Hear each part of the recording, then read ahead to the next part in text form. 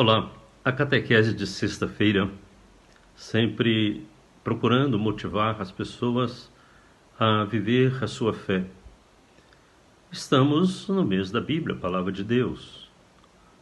E o livro proposto é o livro de Josué. E é muito interessante que nós possamos lê-lo com uma visão também dos nossos dias.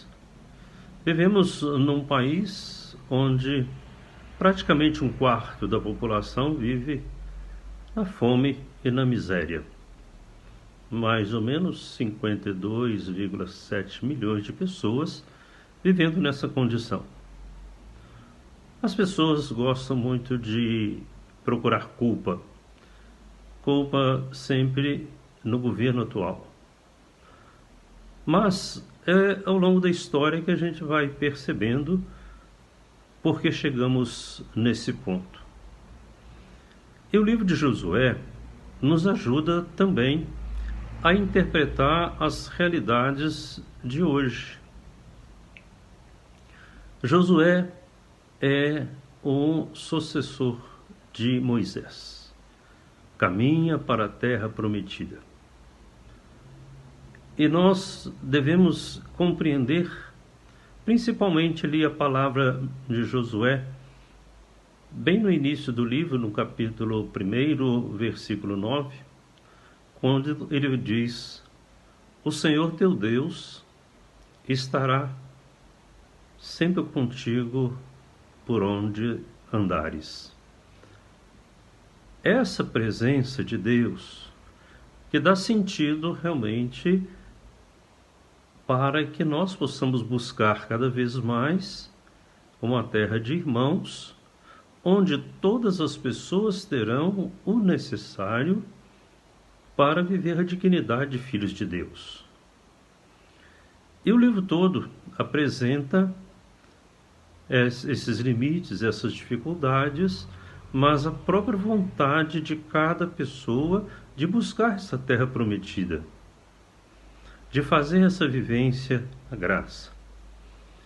E nesse contexto nós temos ali o rei Josias, seus súditos, seus mandatários, e vai também fazendo acontecer esse jogo político-social. O livro de Josué, ele foi escrito pelos escribas, os deuteronomistas. Então é importante que a gente também possa salientar que é uma espécie de jogo político em favor do rei. Mas há fatos históricos que não tem como dizer o contrário disso. E como Josué precisava de ir a Canaã, atravessar ali Jericó, o Jordão, para chegar, era uma estratégia também para não cair em situações difíceis ou situações que pudessem impedir a caminhada. O que Josué faz? Ele pega dois dos seus companheiros, seus visionários, e manda esses para fazer uma consulta por ali, as pessoas em Jericó, para ver como que estava a resistência do rei, porque ele precisava de passar em Jericó. E essas duas pessoas foram. Chegando lá, encontraram Raabe.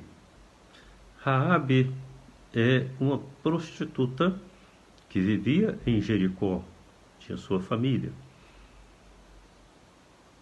E aí as pessoas, quando lê o texto, já começam a sentir uma dificuldade.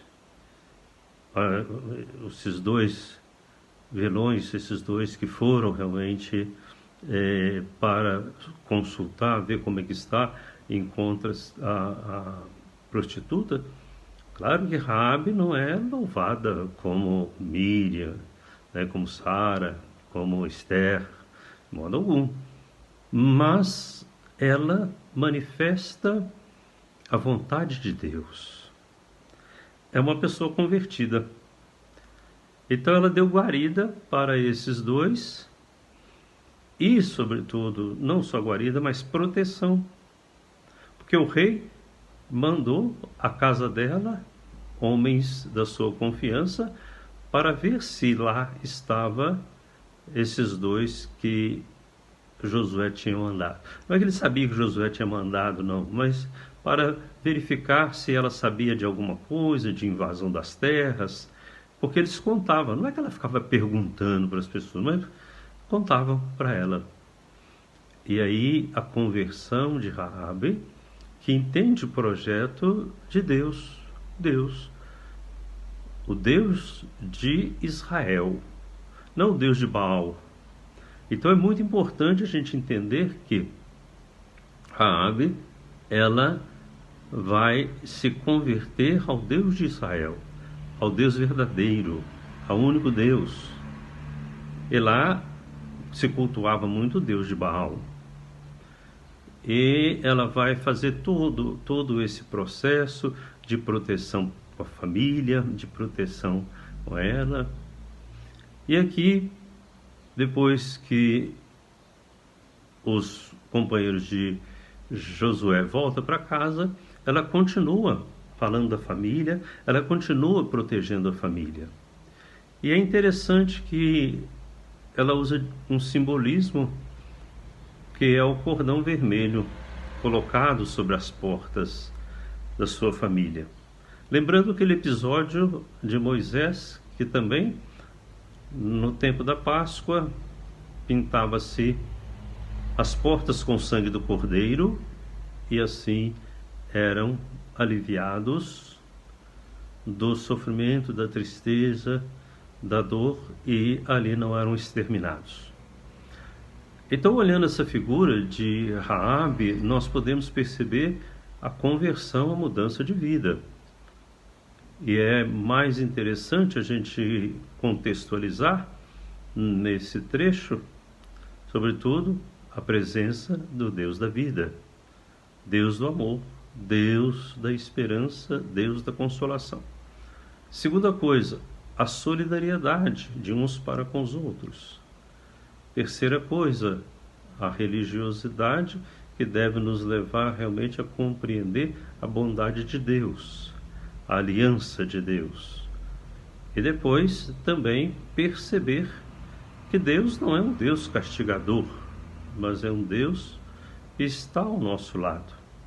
Como disse no início o capítulo e o versículo, onde fala: o Senhor teu Deus estará contigo por onde andares. Continuemos a ler o texto do Josué, muito interessante para os nossos dias, para que nós possamos compreender um Deus da esperança, um Deus da paz, um Deus da consolação. Fiquem com Deus, e assim nós caminharemos como a terra prometida. Que todos tenham a bênção e a graça santificante. Em nome do Pai, do Filho e do Espírito Santo. Amém. Se você gostou do vídeo, dê o seu like, muito importante para nós.